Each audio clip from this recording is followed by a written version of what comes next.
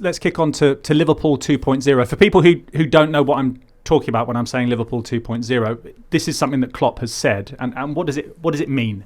I guess for me it feels like it sort of began at the end of last season, because Liverpool are obviously unbeaten now in, I think, 17 Premier League games. So obviously the formation change and moving Trent Alexander-Arnold into the hybrid role, that was sort of the beginning of it. And then actually, you know, how many midfielders left the club? I think it was 5 in total, and 4 joined.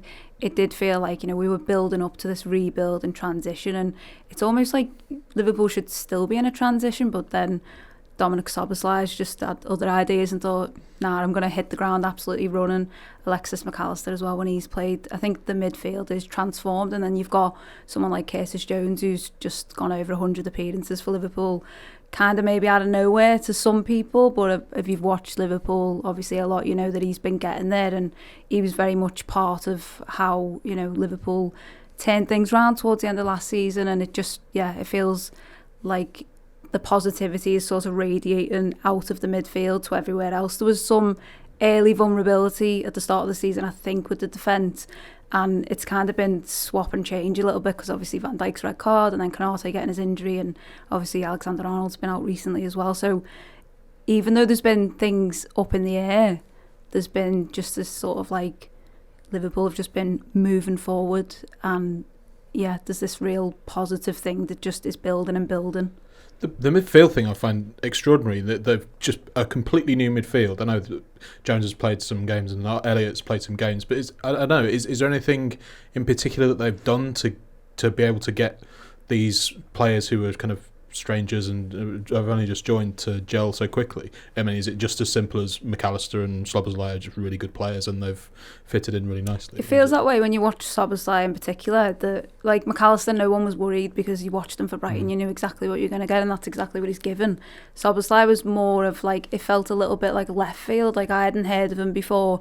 If you'd heard of him, okay, you had, but you know, I think a lot of fans were sort of new to who he was, and he's just, like I mentioned, hit the ground running, but also just is like a throwback to like what Jurgen Klopp wanted to build at Liverpool, in that like players that just don't stop running, and that used to take time. I remember like Oxlade-Chamberlain, Fabinho, like not like getting in the team straight away because Klopp needed to like almost train them up, where Szoboszlai is like a ready-made version of a Klopp player, and he's 22, and he's played 8 games, and Liverpool fans are losing their minds at how good he is, because he scored a cracking goal against Leicester, there's one against Aston Villa. The technique is like unbelievable, like up there with the very best, and he's drawing comparisons to Steven Gerrard, and he's not played 10 games yet, which is, I think, he feels like the sort of transformative player.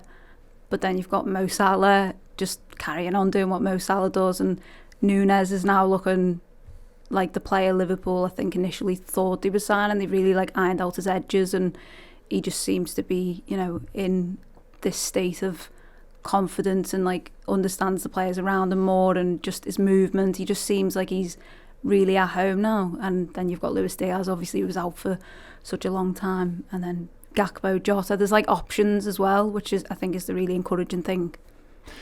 A word on James Maddison at Spurs, because in the same way that there's been players that have sort of kick-started Liverpool's season in that change, James Maddison has done likewise for Tottenham. His contribution has been significant: 2 goals, 4 assists, big on the field, but also vocal off it as well, which is helpful to the whole premise, basically saying Spurs aren't Spursy anymore.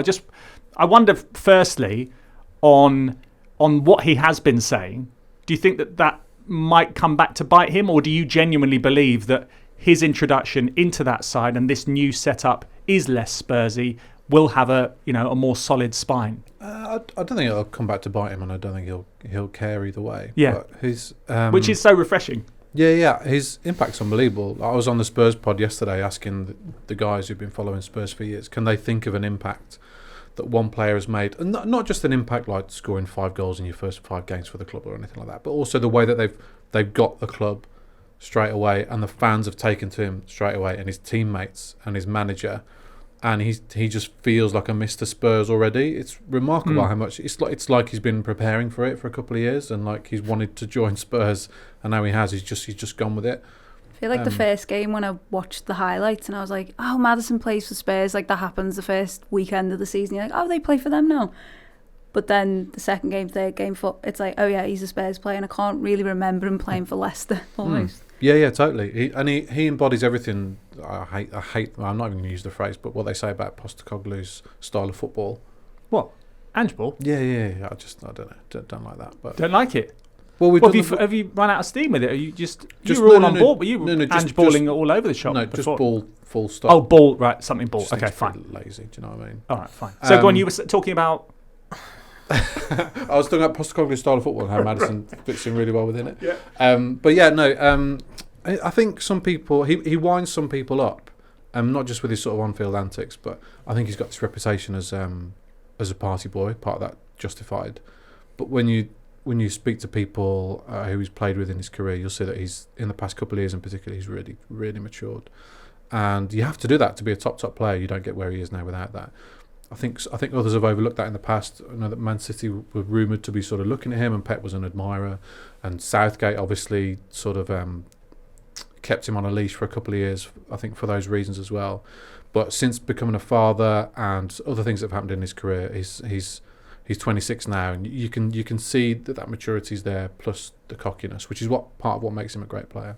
And it's great to see the sort of banter, let's say, between him and Bukayo Saka, and the use of his celebration and just the way that he sort of, I don't know, just seemed very comfortable. And you just thought, when they do go to England and they are together in the same dressing room, it will just be a nice atmosphere. He doesn't come across with any edge, does he? He comes across with honesty, humility, and humour, which is great to see. If you like this video, click subscribe for more content like this. We'll be joined by the likes of David Ornstein, Matt Slater, Adam Crafton, Carl Anker, and plenty more through the season to bring you the inside track to the biggest stories in football.